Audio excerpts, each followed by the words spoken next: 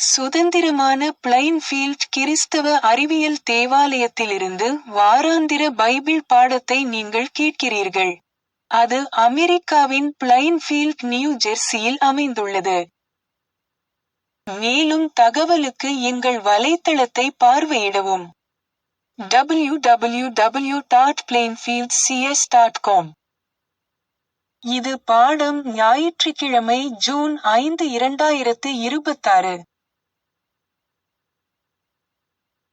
தலைப்பு: கடவுள். கோல்டன் உரை. சங்கீதம்: தேவனுடைய கிருபை எந்நாளும் உள்ளது. பொறுப்பு ரீதியான வாசிப்பு. சங்கீதம்: வானங்கள் தேவனுடைய மகிமையை வெளிப்படுத்துகிறது, ஆகாய விரிவு அவருடைய கரங்களின் கிரியையை அறிவிக்கிறது. பகலுக்கு பகல் வார்த்தைகளை பொழிகிறது, இரவுக்கு இரவு அறிவை தெரிவிக்கிறது. அவைகளுக்கு பேச்சும் இல்லை, வார்த்தையும் இல்லை, அவைகளின் சத்தம் கேட்கப்படுவதுமில்லை. கர்த்தருடைய வேதம் குறைவட்டதும் ஆத்துமாவை உயிர்ப்பிக்கிறதுமாயிருக்கிறது. கர்த்தருடைய சாட்சி சத்தியமும் பேதையை ஞானியாக்குகிறதுமாயிருக்கிறது. கர்த்தருடைய நியாயங்கள் செம்மையும் இருதயத்தைச் சந்தோஷிப்பிக்கிறதுமாயிருக்கிறது. கர்த்தருடைய கற்பனை தூய்மையும் கண்களைத் தெளிவிக்கிறதுமாயிருக்கிறது. நாங்கள் உமது இரட்சிப்பினால் மகிழ்ந்து எங்கள் தேவனுடைய நாமத்திலே கொடியேற்றுவோம். உமது வேண்டுதல்களையெல்லாம் கர்த்தர் நிறைவேற்றுவாராக. கர்த்தர் தாம் அபிஷேகம் பண்ணினவரை இரட்சிக்கிறார் என்பதை இப்பொழுது அறிந்திருக்கிறேன். தமது வலதுகரம் செய்யும் இரட்சிப்பின் வல்லமைகளை காண்பித்து தமது பரிசுத்த வானத்திலிருந்து அவருடைய ஜெபத்தை கேட்பார். சிலர் இரதங்களைக் குறித்தும் சிலர் குதிரைகளைக் குறித்தும் மேன்மை பாராட்டுகிறார்கள். நாங்களோ எங்கள் தேவனாகிய கர்த்தருடைய நாமத்தை குறித்தே மேன்மை பாராட்டுவோம். பாடம் பிரசங்கம். பைபிளிலிருந்து.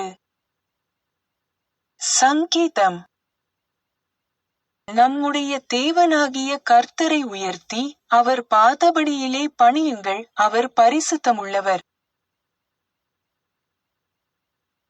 யாத்திராகமம்.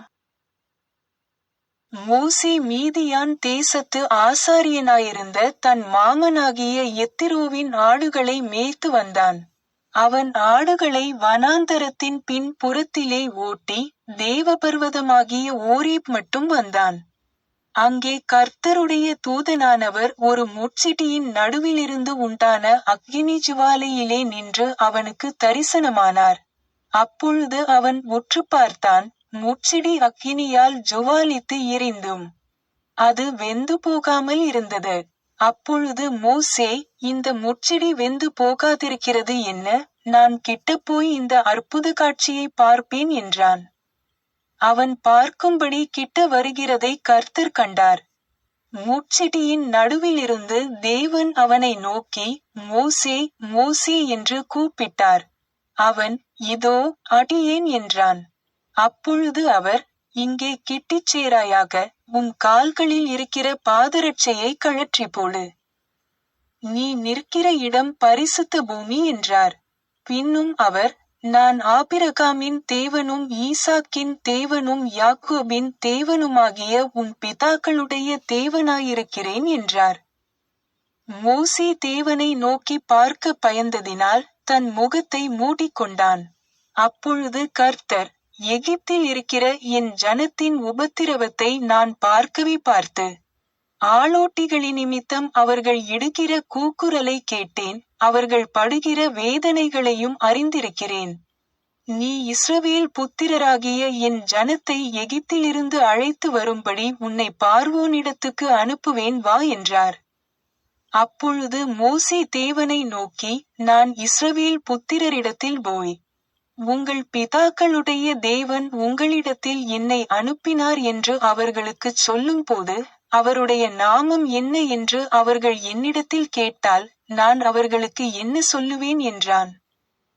அதற்கு தேவன், இருக்கிறவராக இருக்கிறேன் என்று மோசேயுடனே சொல்லி, இருக்கிறேன் என்பவர் என்னை உங்களிடத்துக்கு அனுப்பினார் என்று இஸ்ரவேல் புத்திரரோடே சொல்வாயாக என்றார். யாத்திராகமம். அப்பொழுது மோசே, அவர்கள் என்னை நம்பார்கள், என் வாக்குக்குச் செவிகொடார்கள், கர்த்தர் உனக்கு தரிசனமாகவில்லை என்று சொல்லுவார்கள் என்றான். கர்த்தர் அவனை நோக்கி, உன் கையில் இருக்கிறது என்ன என்றார். ஒரு கோல் என்றான். அதை தரையிலே போடு என்றார். அவன் அதை தரையிலே போட்டபோது அது சர்ப்பமாயிற்று. மோசே அதற்கு விலகி ஓடினான். அப்பொழுது கர்த்தர் மோசேயை நோக்கி, உன் கையை நீட்டி அதின் வாலை பிடி என்றார். அவன் தன் கையை நீட்டி அதை பிடித்தபோது அது அவன் கையிலே கோலாயிற்று. ஆபிரகாமின் தேவனும் ஈசாக்கின் தேவனும் யாக்கோபின் தேவனுமாயிருக்கிற தங்கள் பிதாக்களுடைய தேவனாகிய கர்த்தர் உனக்கு தரிசனமானதை அவர்கள் நம்புவதற்கு இதுவே அடையாளம் என்றார். மேலும் கர்த்தர் அவனை நோக்கி, உன் கையை உன் மடியிலே போடு என்றார். அவன் தன் கையை தன் மடியிலே போட்டு அதை வெளியே எடுக்கும்போது, இதோ, அவன் கை உறைந்த மழையைப் போல வெண்குஷ்டம் பிடித்திருந்தது. அவர், உன் கையை திரும்பவும் உன் மடியிலே போடு என்றார். அவன் தன் கையை திரும்ப தன் மடியிலே போட்டு, தன் மடியிலிருந்து அதை வெளியே எடுத்தபோது, அது திரும்ப அவனுடைய மற்றச் சதையைப் போலாயிற்று. அப்பொழுது அவர், முந்தின அடையாளத்தை அவர்கள் கண்டு, உன்னை நம்பாமலும் உனக்குச் செவிகொடாமலும் போனால், பிந்தின அடையாளத்தைக் கண்டு நம்புவார்கள். அப்பொழுது மோசே கர்த்தரை நோக்கி, ஆண்டவரே, இதற்கு முன்னாவது தேவரீர் உமது அடியானோடே பேசினதற்கு பின்னாவது நான் வாக்குவல்லவன் அல்ல, நான் திகுவாயும் மந்தனாவும் உள்ளவன் என்றான். அப்பொழுது கர்த்தர் அவனை நோக்கி, மனுஷனுக்கு வாயை உண்டாக்கினவர் யார்? ஊமையனையும் செவிடனையும் பார்வையுள்ளவனையும் குருடனையும் உண்டாக்கினவர் யார்? கர்த்தராகிய நான் அல்லவா? ஆதலால் நீ போ, நான் உன் வாயோடே இருந்து நீ பேச வேண்டியதை உனக்கு போதிப்பேன் என்றார். எபிரெயர். விசுவாசமானது நம்பப்படுகிறவைகளின் உறுதியும் காணப்படாதவைகளின் நிச்சயமுமாயிருக்கிறது. அதினாலே முன்னோர்கள் நற்சாட்சி பெற்றார்கள். விசுவாசத்தினாலே நாம் உலகங்கள் தேவனுடைய வார்த்தையினால் உண்டாக்கப்பட்டதென்றும், இவ்விதமாய் காணப்படுகிறவைகள் தோன்றப்படுகிறவைகளால் உண்டாகவில்லை என்றும் அறிந்திருக்கிறோம். விசுவாசமில்லாமல் தேவனுக்கு பிரியமாயிருப்பது கூடாத காரியம். ஏனென்றால் தேவனிடத்தில் சேருகிறவன் அவர் உண்டென்றும், அவர் தம்மை தேடுகிறவர்களுக்கு பலன் அளிக்கிறவரென்றும் விசுவாசிக்க வேண்டும். விசுவாசத்தினாலே மோசே தான் பெரியவனான போது பார்வோனுடைய குமாரத்தியின் மகன் எண்ணப்படுவதை வெறுத்து, அநித்தியமான பாவ சந்தோஷங்களை அனுபவிப்பதைப் பார்க்கிலும் தேவனுடைய ஜனங்களோடே துன்பத்தை அனுபவிப்பதையே தெரிந்து கொண்டு, இனிவரும் பலன் மேல் நோக்கமாயிருந்து, எகிப்திலுள்ள பொக்கிஷங்களிலும் கிறிஸ்துவினிமித்தம் வரும் நிந்தையை அதிக பாக்கியமென்று எண்ணினான். விசுவாசத்தினாலே அவன் அதரிசனமானவரை தரிசிக்கிறது போல உறுதியாயிருந்து, ராஜாவின் கோபத்துக்கு பயப்படாமல் எகிப்தை விட்டு போனான். பின்னும் நான் என்ன சொல்லுவேன்? கிதியோன், பாராக், சிம்சோன், எப்தா, தாவீது, சாமுவேல் என்பவர்களையும் தீர்க்கதரிசிகளையும் குறித்து நான் விவரஞ்சொல்ல வேண்டுமானால் காலம் போதாது. விசுவாசத்தினாலே அவர்கள் ராஜ்யங்களை ஜெயித்தார்கள், நீதியை நடப்பித்தார்கள், வாக்குத்தத்தங்களை பெற்றார்கள். சிங்கங்களின் வாய்களை அடைத்தார்கள், அக்கினியின் உக்கிரத்தை அவித்தார்கள், பட்டயக்கருக்குக்கு தப்பினார்கள், பலவீனத்தில் பலன்கொண்டார்கள், யுத்தத்தில் வல்லவர்களானார்கள். அந்நியருடைய சேனைகளை முறியடித்தார்கள். சங்கீதம். என் ஆத்துமாவே, நீ ஏன் கலங்குகிறாய்? ஏன் எனக்குள் தேங்குகிறாய்? தேவனை நோக்கி காத்திரு. அவர் சமூகத்து இரட்சிப்பு நிமித்தம் நான் இன்னும் அவரை துதிப்பேன். கர்த்தர் பகற்காலத்திலே தமது கிருபையை கட்லும் கட்டளைரையை இராக்காலத்திலே அவரை பாடும்பாட்டு என் வாயிருகில் என் ஜீவனுடைய தேவனை நோக்கி விண்ணப்பம் செய்கிறேன். சங்கீதம். இஸ்ரவேலின் தேவனாகிய கர்த்தர் அநாதியாய் என்றென்றைக்கும் ஸ்தோத்திரிக்கப்படத்தக்கவர். ஜனங்கள் எல்லாரும் ஆமென் அல்லேலூயா என்பார்களாக. மேரி பேக்கர் எட்டி எழுதிய கிறிஸ்டியன் சயின்ஸ் பாடநூல் அறிவியல் மற்றும் ஆரோக்கியத்துடன் கீடூத்தி ஸ்கிரிப்ட்ஸிலிருந்து தொடர்புடைய பத்திகளை படிப்பேன். அறிவியல் மற்றும் ஆரோக்கியம். கடவுள் மகத்தான நான் இருக்கிறேன், எல்லாம் அறிந்த, எல்லாம் காணும், எல்லாம் செயல்படும், எல்லாம் ஞானமுள்ள, எல்லாம் அன்பு செய்யும், நித்தியமானவர், தத்துவம், மனம், ஆன்மா, ஆவி, உயிர், உண்மை, அன்பு, அனைத்து பொருள், அறிவு. சாக்சன் மற்றும் 20 பிற மொழிகளில் கடவுளை குறிக்க நல்லது என்பதே பயன்படுத்தப்படுகிறது. அவர் படைத்த அனைத்தும் தம்மை போலவே கொள்கையிலும் கருத்திலும் நல்லவை என்று திருமறைகள் அறிவிக்கின்றன. எனவே ஆன்மீக பிரபஞ்சம் நல்லதாகும், மேலும் அது கடவுளை அவர் உள்ளபடியே பிரதிபலிக்கிறது.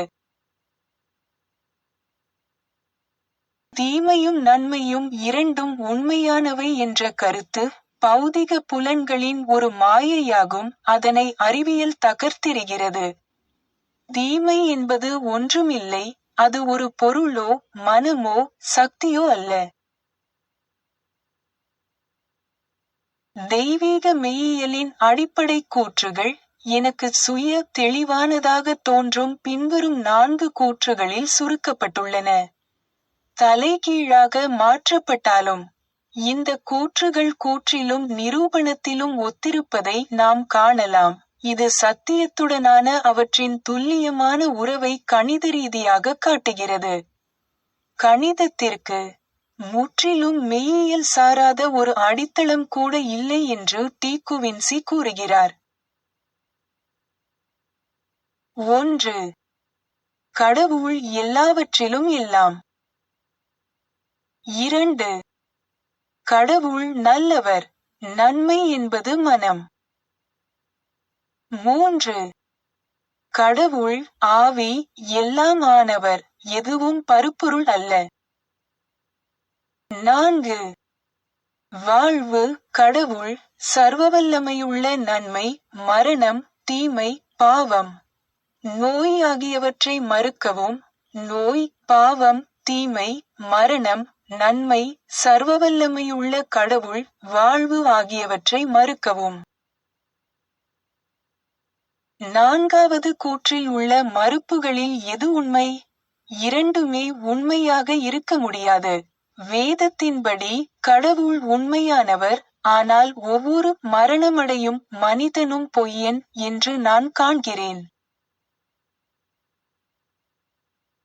கிறிஸ்தவத்தின் வரலாறு மனிதனுக்கு அவனது விண்ணக தந்தையாகிய சர்வவல்லமையுள்ள மனம் அருளும் ஆதரவளிக்கும் செல்வாக்கிற்கும் பாதுகாக்கும் சக்திக்கும் உன்னதமான சான்றுகளை அளிக்கிறது. அந்த மனம் மனிதனுக்கு நம்பிக்கையையும் புரிதலையும் வழங்கி, சோதனையிலிருந்து மட்டுமல்ல, உடல் ரீதியான துன்பத்திலிருந்தும் தன்னை தற்காத்து கொள்ள உதவுகிறது. மோசே ஒரு தேசத்தை பௌதிக பொருளுக்கு பதிலாக ஆன்ம வடிவில் இறைவனை வழிபடும் நிலைக்கு முன்னேற்றினார், மேலும் அழியாத மனதினால் அருளப்பட்ட மனிதனின் மகத்தான ஆற்றல்களையும் விளக்கினார். பேச்சில் மந்தமானவரான எபிரேய சட்டமியற்றுனர் தனக்கு வெளிப்படுத்தப்பட வேண்டியதை மக்களுக்கு புரிய வைப்பதில் நம்பிக்கை இழந்தார். ஞானத்தால் வழிநடத்தப்பட்டு தன் கோலை கீழே எறிந்தபோது அது ஒரு பாம்பாக மாறுவதைக் கண்டு மோசே அதற்கு முன்பாக ஓடினார். ஆனால் ஞானம் அவரை திரும்பி வந்து அந்த பாம்பை கையாளும்படி கட்டளையிட்டது. அதன்பின் மோசேயின் பயம் நீங்கியது. இந்தச் சம்பவத்தில் அறிவியலின் உண்மைத்தன்மை காணப்பட்டது. பருப்பொருள் என்பது ஒரு நம்பிக்கை மட்டுமே என்று காட்டப்பட்டது. ஞானத்தின் கட்டளையின் கீழ் தீயதான அந்த பாம்பு தெய்வீக அறிவியலை புரிந்து கொள்வதன் மூலம் அழிக்கப்பட்டது, மேலும் இந்த ஆதாரம் சாய்வதற்கு ஒரு ஊன்றுகோலாக அமைந்தது.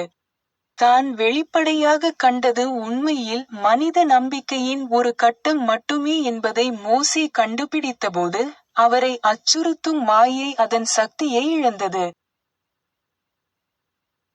தொழுநோய் என்பது மனித மனதின் ஒரு உருவாக்கம், அது பருப்பொருளின் ஒரு நிலை அல்ல என்பது அறிவியல் பூர்வமாக நிரூபிக்கப்பட்டது.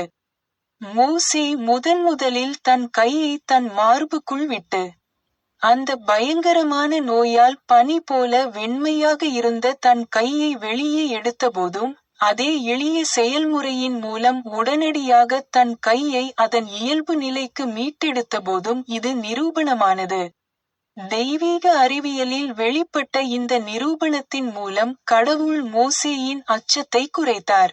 மேலும் அவருக்குள் இருந்த குரல் கடவுளின் குரலாக மாறியது. அது, அவர்கள் உன்னை நம்பாமலும் முதல் அடையாளத்தின் குரலுக்குச் செவி கொடுக்காமலும் இருந்தால், அவர்கள் பிந்தைய அடையாளத்தின் குரலை நம்புவார்கள் என்று கூறியது. அவ்வாறே வரவிருந்த நூற்றாண்டுகளிலும் இயேசுவால் இருப்பியல் அறிவியல் நிரூபிக்கப்பட்டது. அவர் தண்ணீரை ஒயினாக மாற்றுவதன் மூலம் தன் மாணவர்களுக்கு மனதின் ஆற்றலை காட்டினார், மேலும் மனதின் மேன்மையை நிரூபிக்கும் விதமாக பாம்புகளை பாதிப்பின்றி கையாள்வது, நோயாளிகளை குணப்படுத்துவது மற்றும் தீமைகளை விரட்டுவது எப்படி என்பதையும் அவர்களுக்கு கற்பித்தார். மேலும் அறிந்து கொள்ள, நாம் ஏற்கனவே அறிந்தவற்றை நடைமுறைப்படுத்த வேண்டும். உண்மை என்பது புரிந்து கொள்ளப்படும்போது நிரூபிக்கக்கூடியது என்பதையும், நன்மை என்பது நிரூபிக்கப்படும் வரை புரிந்து கொள்ளப்படுவதில்லை என்பதையும் நாம் நினைவில் கொள்ள வேண்டும். சில காரியங்களில் உண்மையுள்ளவர்களாக இருந்தால், நாம் பலவற்றிற்கு அதிபதிகளாக ஆக்கப்படுவோம்.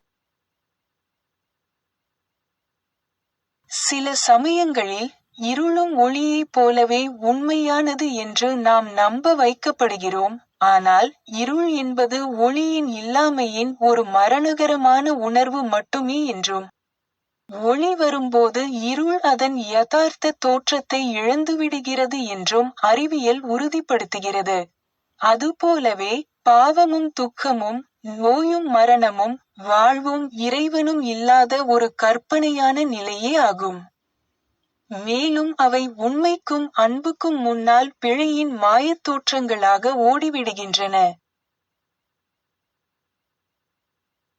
பாவத்திற்கு அதன் தேவைகள் உண்டு என்ற அடிப்படையில் ஒரு பாவச் சோதனைக்கு அடிபணிய நீங்கள் விரும்பாதது போலவே, நீங்கள் நோய்வாய்ப்பட்டிருக்கிறீர்கள் என்றோ அல்லது உங்கள் உடலில் ஏதேனும் நோய் உருவாகிறது என்றோ தோன்றும் மாயைக்கு ஆளாகவும் விரும்பாதீர்கள். ஏதேனும் ஒரு கற்பனையான சட்டத்தை மீறும் போது ஆபத்து இருப்பதாக நீங்கள் கூறுகிறீர்கள். இந்த அச்சமே ஆபத்தாகும், அதுவே உடல் ரீதியான விளைவுகளை தூண்டுகிறது. ஒரு தார்மீக அல்லது ஆன்மீகச் சட்டத்தை தவிர வேறு எதையும் மீறுவதால் நாம் உண்மையில் துன்பப்பட முடியாது. ஆன்மா அழியாதது என்பதையும், மனிதர்கள் இறக்கும் காலகட்டங்கள் மற்றும் நோய்களின் வகைகளை அழியக்கூடிய மனம் சட்டமாக்க முடியாது என்பதையும் புரிந்து கொள்வதன் மூலம், அழியக்கூடிய நம்பிக்கையின் சட்டங்கள் என்று அழைக்கப்படுபவை அழிக்கப்படுகின்றன. கடவுளே சட்டத்தை உருவாக்குபவர், ஆனால் அவர் காட்டுமிராண்டித்தனமான சட்ட தொகுப்புகளை எழுதியவர் அல்ல. எல்லையற்ற வாழ்விலும் அன்பிலும் நோயோ, பாவமோ, மரணமோ இல்லை, மேலும் நாம் எல்லையற்ற கடவுளில் வாழ்கிறோம், இயங்குகிறோம், இருக்கிறோம் என்று வேதங்கள் அறிவிக்கின்றன. உண்மைக்கு பிழை குறித்த உணர்வு இல்லை. அன்பிற்கு வெறுப்பு உணர்வு இல்லை. வாழ்விற்கு மரணத்துடன் கூட்டுறவு இல்லை. உண்மை, வாழ்வு மற்றும் அன்பு ஆகியவை தங்களுக்கு ஒவ்வாத அனைத்தையும் அழிக்கும் ஒரு விதியாகும், ஏனெனில் அவை இறைவனைத் தவிர வேறொன்றையும் பறைசாற்றுவதில்லை. நோய், பாவம் மற்றும் மரணம் ஆகியவை வாழ்வின் கனிகளல்ல. அவை உண்மை அழிக்கும் ஒத்திசைவின்மைகள்.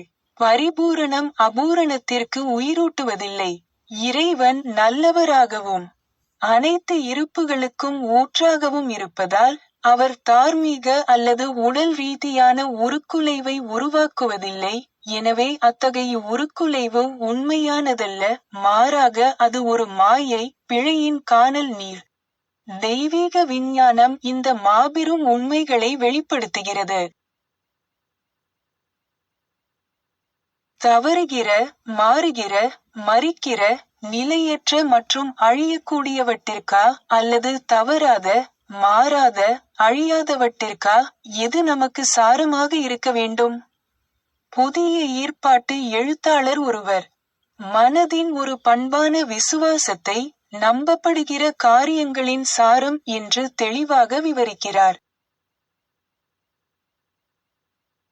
பிழையின் மீதான நம்பிக்கையை விட இருப்பின் உண்மையின் மீதும், பருப்பொருளை விட ஆன்மாவின் மீதும், இறப்பை விட வாழ்வின் மீதும், மனிதனை விட கடவுளின் மீதும் நாம் அதிக நம்பிக்கை கொள்ளும்போது, நோயாளிகளை குணப்படுத்துவதிலிருந்தும் பிழையை அழிப்பதிலிருந்தும் எந்த பொருள் சார்ந்த அனுமானங்களாலும் நம்மை தடுக்க முடியாது. கடவுள் தத்துவம் எங்கும் நிறைந்ததும் சர்வ வல்லமை வாய்ந்ததுமாகும். கடவுள் எங்கும் இருக்கிறார், அவரை தவிர வேறு எதுவும் இருப்பதோ அல்லது சக்தி கொண்டிருப்பதோ இல்லை. சர்ச் கையேட்டில் கொடுக்கப்பட்டுள்ளபடி மேரி பேக்கர் எட்டியின் 3 தினசரி கடமைகளை இப்போது படிப்பேன். தினசரி ஜெபம். ஒவ்வொரு நாளும் ஜெபிப்பது இந்த திருச்சபையின் ஒவ்வொரு உறுப்பினரின் கடமையாகும். உம்முடைய ராஜ்யம் வா, தெய்வீக சத்தியம், வாழ்க்கை, அன்பு ஆகியவற்றின் ஆட்சி என்னுள் நிலை பெறட்டும். எல்லா பாவங்களையும் என்னிடமிருந்து விலக்கட்டும். உம்முடைய வார்த்தை எல்லா மனிதர்களிடமும் பாசத்தை வளப்படுத்தி அவற்றை ஆளட்டும். நோக்கங்கள் மற்றும் செயல்களுக்கான விதி. தி மதர் சர்ச்சின் உறுப்பினர்களின் நோக்கங்கள் அல்லது செயல்களை விரோதமோ அல்லது தனிப்பட்ட இணைப்போ தூண்டக்கூடாது. அறிவியலில், தெய்வீக அன்பு மட்டுமே மனிதனை ஆளுகிறது. ஒரு கிறிஸ்தவ விஞ்ஞானி அன்பின் இனிமையான வசதிகளையும், பாவத்தை கண்டிப்பதிலும், உண்மையான சகோதரத்துவம், தொண்டு, மன்னிப்பு ஆகியவற்றிலும் பிரதிபலிக்கிறார். இந்த திருச்சபையின் உறுப்பினர்கள் தினந்தோறும் கவனித்து, எல்லா தீமைகளிலிருந்தும் தீர்க்கதரிசனம், தீர்ப்பு, கண்டனம், ஆலோசனை, செல்வாக்கு செலுத்துதல் அல்லது தவறாக செல்வாக்கு செலுத்துதல் ஆகியவற்றிலிருந்து விடுவிக்கப்பட வேண்டும். கடமைக்கு விழிப்புணர்வு. ஆக்கிரமிப்பு மனநல ஆலோசனைகளுக்கு எதிராக தினமும் தன்னை தற்காத்துக் கொள்வது இந்த திருச்சபையின் ஒவ்வொரு உறுப்பினரின் கடமையாகும். மேலும் கடவுளுக்கும், அவரது தலைவருக்கும், மனிதகுலத்திற்கும் அவர் செய்ய வேண்டிய கடமையை மறக்கவோ புறக்கணிக்கவோ கூடாது. அவருடைய கிரியைகளால் அவர் நியாயந்தீர்க்கப்படுவார், நியாயப்படுத்தப்படுவார் அல்லது கண்டிக்கப்படுவார்.